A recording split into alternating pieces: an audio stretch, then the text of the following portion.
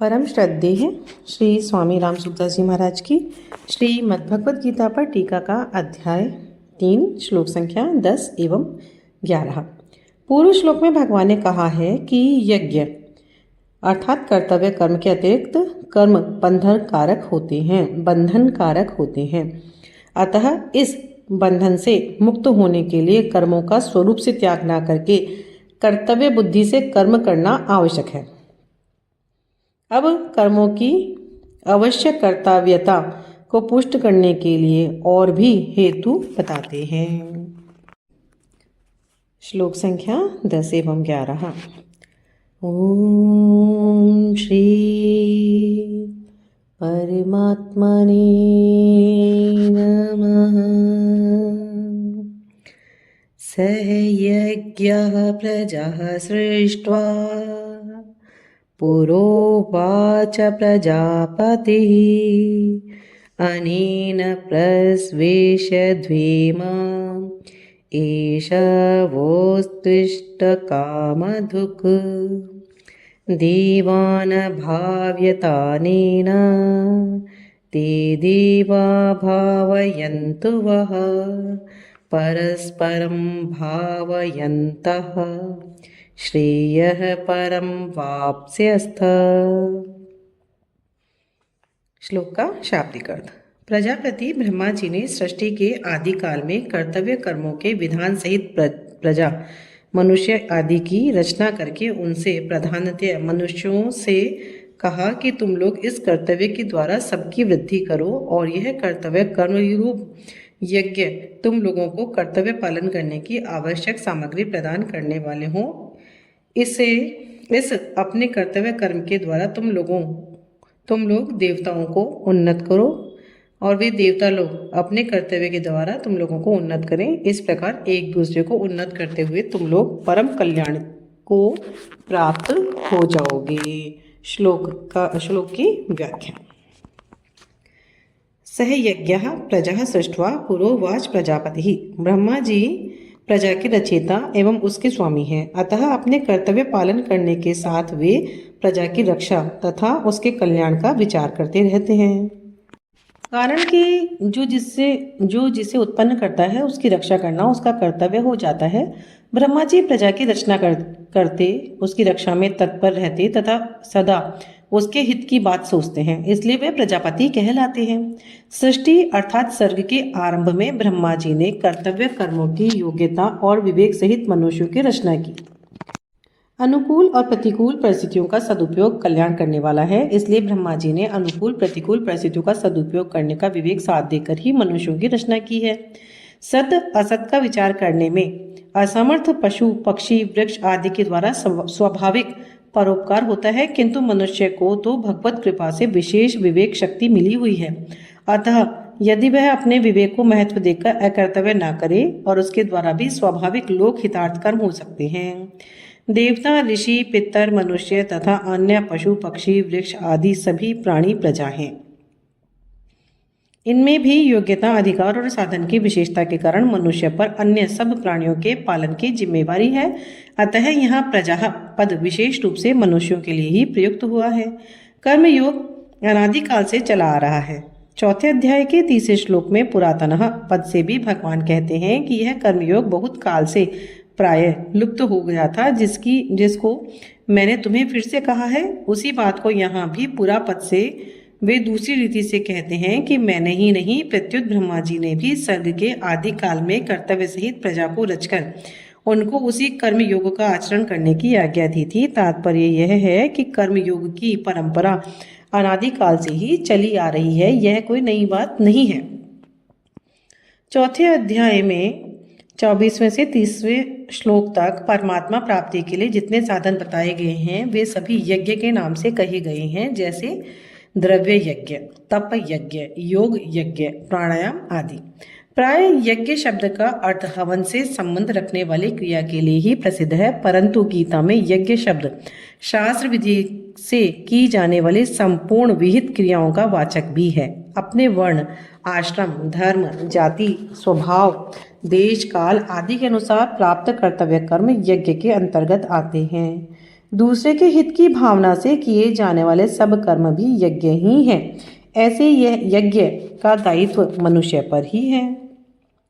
अनेन प्रसविष्य द्वेमेश यो यो स्त्वष्ट कामधुक, अर्थात ब्रह्मा जी मनुष्यों से कहते हैं कि तुम लोग अपने अपने कर्तव्य पालन के द्वारा सबकी वृद्धि करो, उन्नति करो। ऐसा करने से तुम लोगों को कर्तव्य कर्म करने में उपयोगी सामग्री प्राप्त होती रहे, उसकी कमी कभी ना रहे। अर्जुन की कर्म न करने में रुचि थी, उसे दूर करने के लिए भगवान कहते हैं कि प्रजापति ब्रह्मा जी के वचनों से भी तुम्हें कर्तव्य कर्म करने की शिक्षा लेनी चाहिए। दूसरों के हित के लिए कर्तव्य कर्म करने से ही तुम्हारी लौकिक और पारलौकिक उन्नति हो सकती है।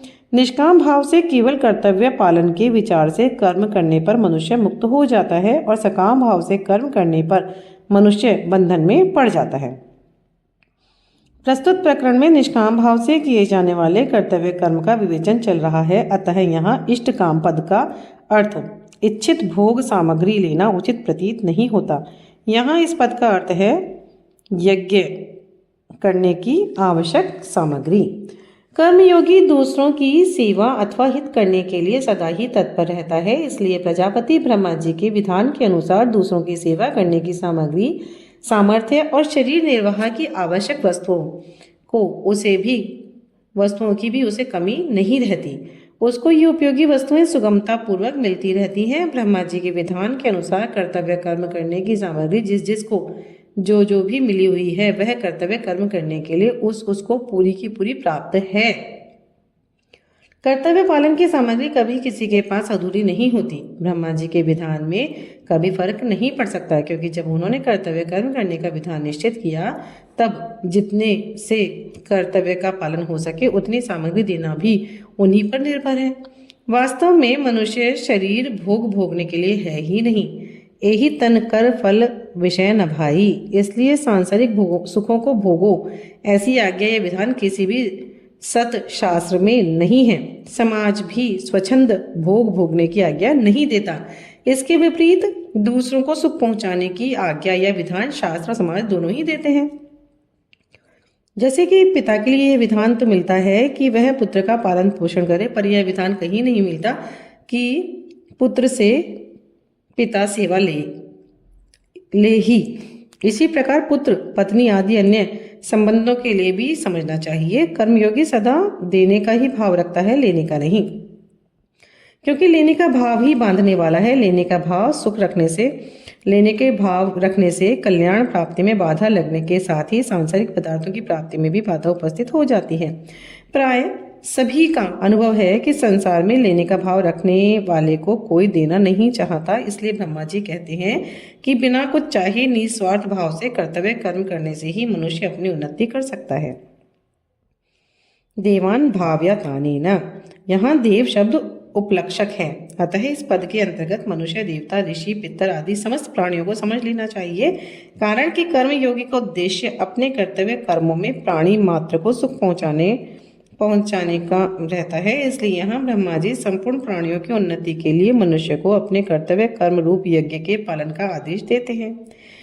अपने अपने कर्तव्य का पालन करने से मनुष्य का स्वतः कल्याण हो जाता है। अकर्तव्य कर्म का पालन करने के उपदेश के पूर्ण अधिकारी मनुष्य ही हैं। मनुष्यों को ही कर्म करने की स्वतंत्रता मिली हुई है, अतः उन्हें इस स्वतंत्रता का सदुपयोग करना चाहिए।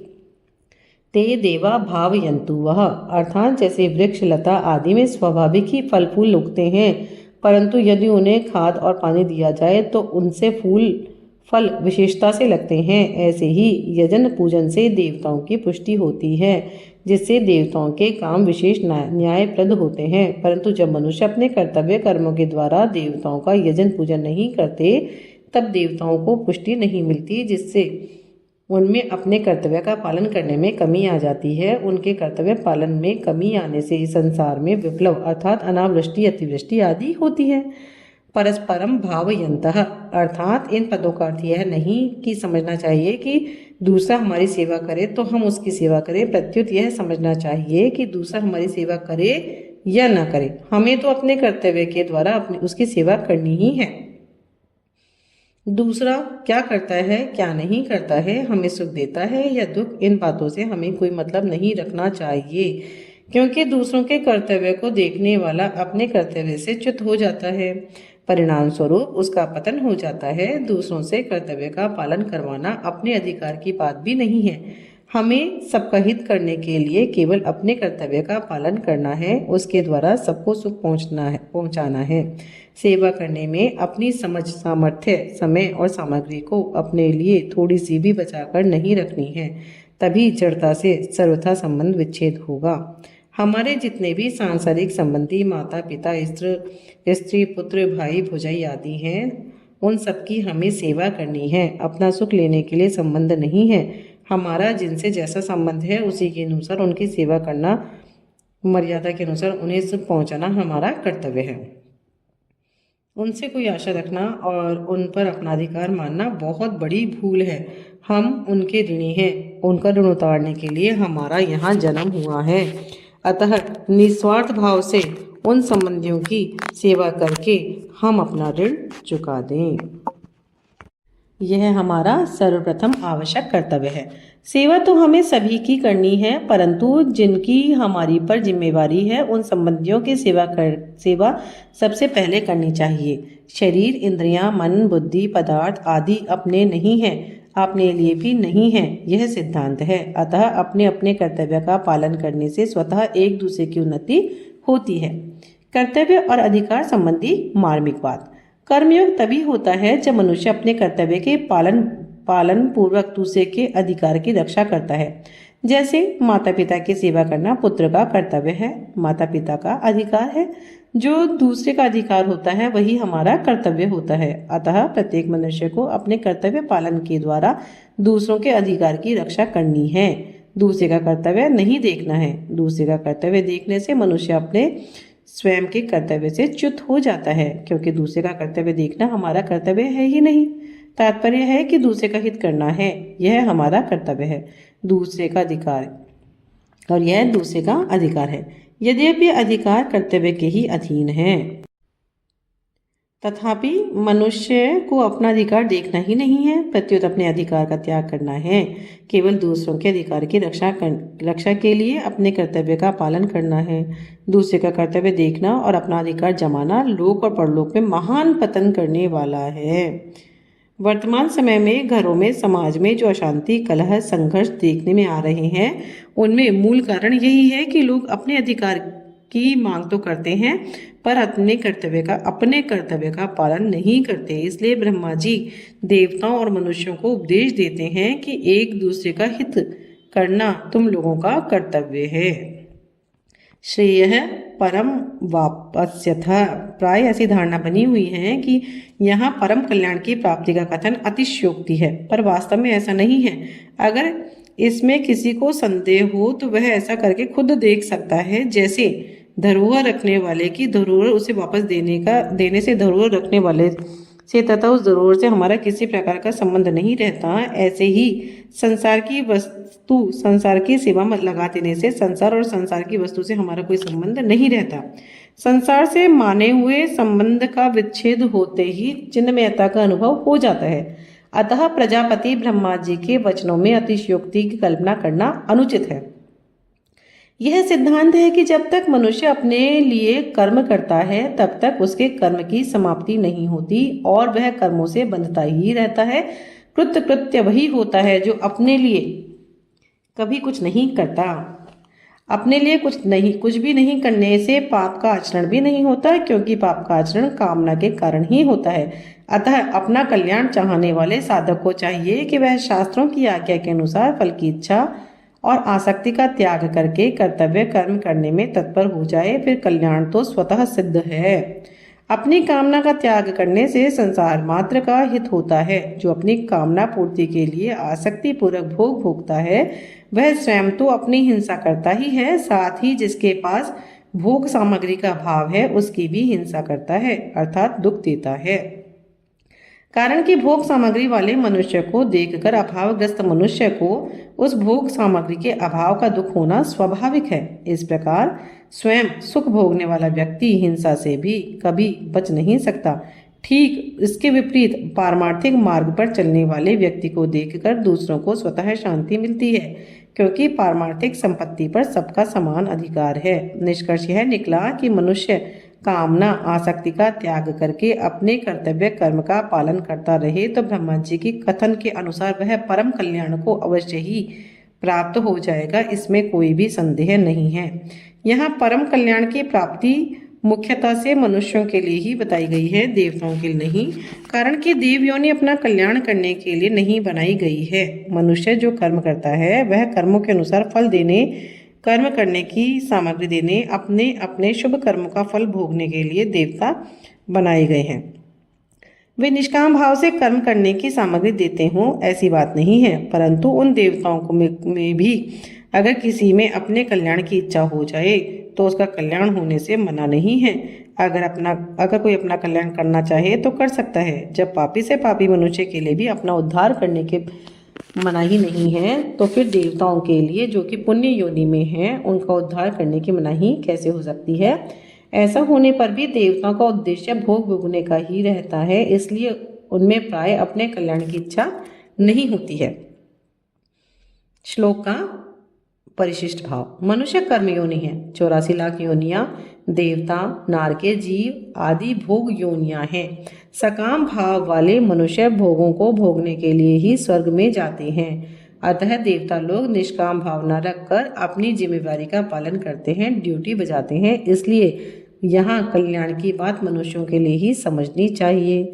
मुक्ति स्वाभाविक है और बंधन अस्वाभाविक।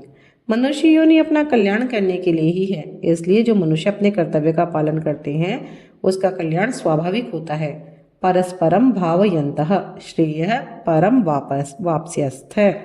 कल्याण के लिए नया काम करने की जरूरत नहीं है। प्रत्येक जो काम करते हैं उसी को स्वार्थ, अभिमान, फल इच्छा का त्याग करके दूसरों के हित के लिए करें तो कल्याण हो जाएगा। निष्काम भाव के बिना भी केवल अपने कर्तव्य का पालन करने से स्वर्ग आदि पुण्य लोकों की प्राप्ति हो जाती है। जिस स्वर्ग की प्राप्ति बड़े बड़े यज्ञ करने से होती है, उसी की प्राप्ति क्षत्रिय केवल अपना कर्तव्य कर्म युद्ध करके भी प्राप्त कर सकता है। जैसे ब्रह्मा जी ने देवताओं और मनुष्यों के लिए परस्पर एक दूसरे का हित करने की बात कही है, ऐसे ही चारों वर्णों के लिए भी परस्पर एक दूसरे का हित करने की बात समझनी चाहिए। चारों वर्ण परस्पर एक दूसरे के हित के लिए अपना अपना कर्तव्य कर्म करें तो वे परम कल्याण को प्राप्त हो जाएंगे। संपूर्ण सृष्टि की रचना ही इस ढंग से हुई है कि अपने लिए कुछ भी नहीं है, दूसरों के लिए ही है। इदम ब्रह्मणे न मम। जैसे पतिव्रता स्त्री पति के लिए ही होती है, उसके लिए अपने लिए नहीं। स्त्री के अंग पुरुष को सुख देते हैं और पर स्त्री को सुख नहीं देते। पुरुष के अंग स्त्री को सुख देते हैं पर पुरुष को सुख नहीं देते। माँ का दूध बच्चे के लिए होता है, अपने लिए नहीं होता। बच्चे की चेष्टाएं माँ को सुख देती हैं, बच्चे को नहीं। माता पिता संतान के लिए हैं, संतान माता पिता के लिए होते हैं। श्रोता वक्ता के लिए होता है, वक्ता श्रोता के लिए होता है। तात्पर्य है कि खुद सुख ना ले, प्रत्युत दूसरों को सुख दें। सृष्टि की रचना भोग के लिए ही नहीं है, सृष्टि की रचना भोग के लिए नहीं है, प्रत्युत उद्धार के लिए है। देवता भी स्वार्थ का त्याग करके दूसरों का हित कर सकते हैं, इसलिए देवताओं में भी नारद जैसे ऋषि हुए हैं। यद्यपि भगवान की ओर से किसी को मना नहीं है, तथापि कल्याण का मुख्य एवं स्वतः अधिकारी मनुष्य ही है। एक शंका हो सकती है, हम तो दूसरों का भला करें पर दूसरा हमारा भला ना करे, बुरा करे तो परस्परम भावयन्तः कैसे होगा। इसका समाधान है कि हम दूसरों का भला करेंगे तो दूसरा हमारा बुरा कर सकेगा ही नहीं, उसमें हमारा बुरा करने की सामर्थ्य ही नहीं रहेगी। अगर वह बुरा करेगा तो भी पीछे पछताएगा, रोएगा। अगर वह हमारा बुरा करेगा तो हमारा भला करने वाले, हमारे साथ सहानुभूति रखने वाले कई पैदा हो जाएंगे। वास्तव में किसी का बुरा करने का विधान कहीं नहीं आता, मनुष्य ही द्वेष के कारण दूसरे का बुरा करता है। परस्परम भावयन्तः यह मनुष्यता की बात है। इसके ना होने से ही इस भावना के ना होने से ही मनुष्य दुख पा रहे हैं। परस्परम भावयन्तः। इसके साथ ही श्लोक संख्या 10 एवं 11 अध्याय 3 यहाँ पूर्ण होती है। इति श्री।